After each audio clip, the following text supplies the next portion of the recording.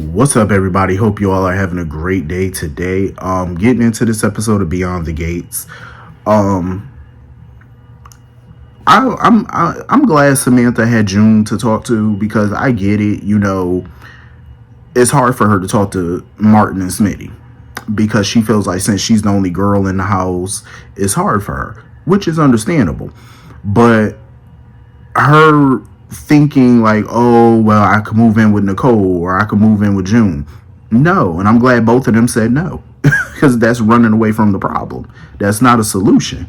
You know what I'm saying? Because moving in with Nicole, that's not going to do nothing for you. Moving in with June, that's really not going to do nothing for you. I like that June is getting her life together, but she's still in no position to take on Samantha. You know what I'm saying? To take on the day-to-day of raising a teenager. You know what I'm saying? She can't handle that right now. No. And I'm glad she told her no. Because at the end of the day, it does not matter who you move in with. There's going to be rules. Whether she moves in with Nicole, whether she moves in with June, Anita, and Vernon, it don't matter. You're going to have rules that you're going to have to follow if you're living in their homes. It is what it is. So I'm glad June talked her into working things out with her parents because she needs to. And I get it. She feels like she can't look them in the eye especially Martin, after saying what she said. But you're going to have to work that out. And I'm glad June, spoke to her from a personal experience with her parents.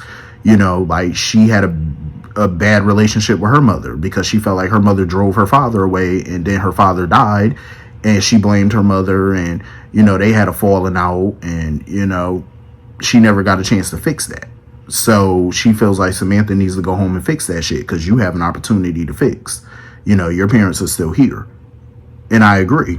Totally agree. But I am glad that Samantha knows that, she's accepting her punishment. She's accepting her grounding because she should be grounded. What you did was wrong. Now, as far as Martin taking away her position at Chelsea Cat, I felt like that was a bit extreme. Me personally, I felt like, okay, hold up. It was a little extreme. I get where he was trying to come from, but that was a conversation him and Smitty should have had because that was major. And I'm glad him and Smitty had this talk, because Smitty wasn't letting up. At the end of the day, that's a decision they both need to make. And Martin was out of pocket for making that decision without Smitty. Martin pissed me off yet again because he's sitting here talking about them disciplining their daughter and what's going on with their daughter has nothing to do with their marriage. And I'm glad Smitty spoke up and was like, yes, the hell it does. It's the same thing, which it is. You can't make those kind of decisions because let's be for real. If Smitty made decisions about Tyrell and Samantha, like major decisions without consulting Martin would have been pissed. Martin would have been pissed and he know it. And I totally agree with Smitty. At the end of the day, you have to change your approach. You know what I'm saying? You can't be so overprotective of these kids. I feel like these kids have been shielded for way too long when it comes down to life's, what goes on in life. I feel like they've lived in a bubble for far too long and they need to pop that bubble. You know what I'm saying? Like, let these kids grow up. They're teenagers now. They need to know how the world works. They need to know how people work, learn people's true intentions, and they need to learn that. Otherwise, when they get out there and they become adults, legal adults, they're going to be dumb when it comes to life. You know what I'm saying? Like, they're not going to have any life skill, no street smarts, nothing. They're just not going to have that, if Martin continues to keep them in this bubble. So I'm glad Smitty was letting them know, like, listen, we need to ease up. We can't keep them on social media. We can't keep them from leaving the house like that or interacting with people. We can't keep them from dating. You know what I'm saying? We can't just keep doing that. Like, we got to change our approach. Otherwise, this is going to be a recurring issue with the kids. And they're going to be in a constant battle with them. You got to change that outlook. So I'm glad that they, apologized to each other as far as Martin and Samantha. She apologized for the shit that she was saying because she was out of pocket. Talking about, she wished that she was never adopted because you trust me. Yes, you do. You know how bad your life could be right now if they didn't take you in? Like, your life could have been fucked. You could have been on drugs. You could have been, anything could have happened to you. Like, your life would be way different. But I am glad that, they sat down and set some ground rules on some things. They allowed her to keep her job at Chelsea Cat, but she's going to have to give that key back to the studio. So that way the only time she's at the studio is when Chelsea and Cat are there. So that way they know she can't sneak no boy up in there. That's smart. You know what I'm saying? You got to come up with some compromises here. So I'm glad they did that. Also, as far as her dating, it was funny as shit because she was like, what, I can't date till I'm 35? Well, baby, you're only 5 years off from that anyway in real life. But I'm glad that, they're easing up on her dating, because that was a sticking point since like literally the first episode about her dating. And I'm glad that they're easing up on that and allowing her to date, but with restrictions, of course. They got to meet the parents. Not only the parents of the boy that she's going to date, they got to meet the parents of the girl Tyrell going to date. Same rule apply for both of them, and I agree it should.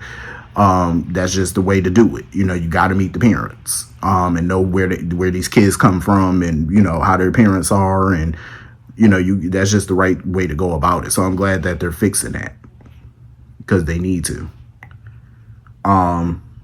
get shit back on track, get it back right. But thank God all is right with the world in that home. I do feel like Martin needs to apologize to Cat. He definitely need to contact Cat and apologize, because the way he went off on her was so out of pocket. Trying to say she's a bad influence. No, she not. No, she not. Homegirl is not a bad influence. Trust me, there's way worse influences out there than Cat. Cat is actually a pretty good person to talk to about things, because she has some life experiences that could help Samantha. Same with June. June has some street experience that could serve Samantha well in the future. Help her out with being street smart, because she's going to need it. It's a cold ass world out there, so she's gonna need these types of people. Anita, all of them. She's gonna need, every perspective from all those women. So Cat is definitely not a bad influence, and he owe that girl an apology ASAP. I'm just saying. So anyway, moving on from that, Haley thinks she's slick. Haley was over here eyeballing the shit out of Isaiah. Isaiah thought that was Bill's niece. That shit was hilarious.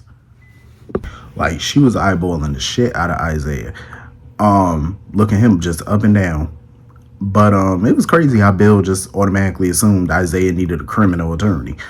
I mean, with Isaiah's past, I get why people prejudge and be like, oh, you need a criminal lawyer, what you did now. I get why they would think that with his past and whatnot, but you can't keep holding his feet to the fire when it comes to his past. Like, he's trying to clean that up. But he was just there, trying to get Bill to look over a contract for him. But Bill basically was like, listen, I don't handle little shit like that. Bill was like, I'm the boss. I don't handle that. Let me refer you to Tomas, and you and Tomas could talk about that, because that's his area. Like, he lower level. You need to holler at him about that. I handle big shit, big cases. But he let Isaiah know, listen, if you need a criminal lawyer in the future, he said, call me. I'll help you. I'm like, well, damn, Bill. People do change. But if you offering your services in the future, though, I'm assuming that's pro bono. Like, he doesn't have to pay you, but I guess. Haley was asking all types of questions about Isaiah, and Caroline was looking at her like, yeah, you want him, but she tried to be like, nah, I'm just asking. She was like, I only got eyes for Bill. Caroline not stupid. Caroline knows. She was like, yeah, you want that boy, because the way you was eyeballing him and shit, looking him, staring at him, and you keep asking all these questions, trying to find out who he is and what about him or whatever. Even when she was back with Bill, she was asking Bill about Isaiah and whatnot, what's his story or whatever. And Bill was like, well, shit, he not into law enforcement like his family members. He got a troubled past. He did some criminal stuff. And Haley was happy about that shit, to hear about his criminal background, because Haley definitely is intrigued. Oh, she interested, especially when she heard about that criminal shit. She interested. And of course, she over here trying to put more poison in Bill's soup. And Bill wasn't trying to eat that shit. Bill was like, nah, I'm good. I don't want none. Like, she stayed trying to poison this man. Well, Randy did tell her, you got to poison him slow now. You got to go slow with it. And every little chance she gets, she been just boop, boop, boop, pouring it in whatever she could pour. Tea, soup, coffee. She don't give a damn. Listen, she trying to get rid of this man. So anyway, moving on from that. I hate this for Cat. I really do. I hate this for Cat, because I feel like there's really nobody on her side when it comes to this Eva mess. Tomas continues to defend Eva to her. Eva had the audacity to show up to Cat house or whatever just to call her a bitch and argue with her and whatnot. And I do agree with Chelsea on that fact. I do feel like they need to just let it, because Tomas was trying to break it up. And Chelsea was like, no, let them fight. She was like, let them get it out. Let them argue. Let them get that shit off their chest. And it's just the same, Eva sitting there talking about, oh, you messed with my life, and Cat talking about, well, you try to steal my life, and it's just a whole bunch of catty back and forth, and Eva trying to warn her to not mess with her again or whatever, or she'll turn into her mama or do something just like her mama or whatever. And I'm like, see, that's the problem right there. Eva swears she's the victim. She plays the victim just like her mother played the victim. She's one and the same when it comes to her mother, but she try to act like she's so different from her, and you're really not, and you show it all the time. And I'm just pissed that Cat has to continue to be with Tomas. Like, it's just stupid at this point. All homeboy does is defend Eva. That's all he does, and try to call Cat mean, and I don't like your cruise streak. She has a right to get to know her father. That's her father too. I don't believe shit until I see another DNA test, because I don't believe that first DNA. I mean, it's possible, but still, I don't trust anything that comes from Leslie. And I feel like Ted should have ran another DNA. But, I mean, they're not totally wrong when it comes down to Ted and Eva's relationship. They have grown a bond. And if that's what he want, that's what he want. You know what I'm saying? Like, he feel like, hey, this is my daughter too. I want to get to know her, and now I want her to start calling me dad. I get that. I do. I get it. But he's neglecting his other children, though. He barely spends time with Martin. He barely is around Martin. He basically just pushed Cat to the side. You know, like, ever since Eva came into the picture, he been shitting on Cat ever since. Like, literally. And Cat is fed up with it, and I don't blame her. And now she just don't want Eva to have nothing of hers. You know, she don't want Eva to have Tomas. She don't want Eva to have Ted. And Chelsea was like, you know, you're starting to sound like Leslie. She was like, so be it. She was like, if I gotta do some shit Leslie would do to get what I want, oh well. She was like, Leslie seemed to get what she want by doing the crazy shit that she do. And I get it. I get where Cat is coming from, but I wouldn't stoop to that level. Me personally, I just wouldn't. I wouldn't even stoop to that level when it comes down to Eva and whatever. I just hate that she doesn't really have people on her side. You know, like, Tomas constantly defends Eva. He's still defending her. And it just sucks. Like, this dude done slept with this girl, and you still defending this girl? Cat need to let him go. Like, she really need to break up with him. And I feel like a big part of me feel like she only staying with him because she doesn't want Eva to have him. Let that fool go. Let Eva have him. Why do you want him so much? There's no chemistry between them. Like, the chemistry is just not there. Like, it was there a little bit in the beginning because they aesthetically, they look good together. You know what I'm saying? Cat and Tomas look good together. Like, they look damn good. But it's just romantic. No. Romantically, it's not there. You know what I'm saying? Like, they got good sex appeal or whatever, but they just don't, personality-wise, they don't match each other. You know, for him to continue to defend Eva at every turn is just rather annoying at this point. And everybody keep trying to act like Cat is in the wrong when it comes to Eva. And Eva wants to sit here and continue to play fucking victim every day. It's annoying as shit. And then when she was at Uptown, she was talking to Isaiah, whatever. Isaiah was like, I never had a bad experience with Cat. But, you know, you've been around her lately, so I don't know, you know, if she changed from how I remember her or whatever. And Eva was just lying her ass off, talking about some, I'm always trying to, like, fix things between me and her and trying to make it right and trying to this woo woo woo. When have you tried to make things right with Cat? Like, she talks as if she's been bending over backwards to make shit right with this girl, and she really hasn't. She been snarky with her every time she see her, taunting her, slept with her man, and yet you're trying to bridge that gap between y'all? No, you're giving a very diluted answer. Like, you're just telling Isaiah your version of events, but you're not telling him the whole fucking story. Like, how you smashed her dude. You're not talking about that, though. You know what I'm saying? Then when Tomas came in to look over Isaiah's contract, Isaiah's trying to get the lay of the land and find out who's what to who at this point. So Tomas had to break it down that him and Cat are dating, like he's dating Cat, which is Eva's sister, and the whole nine. So he's trying to get the lay of the land because Isaiah been going for a minute, so he don't know everything that's been popping off. You know, he's trying to figure out who is who. So he's trying to get a little background.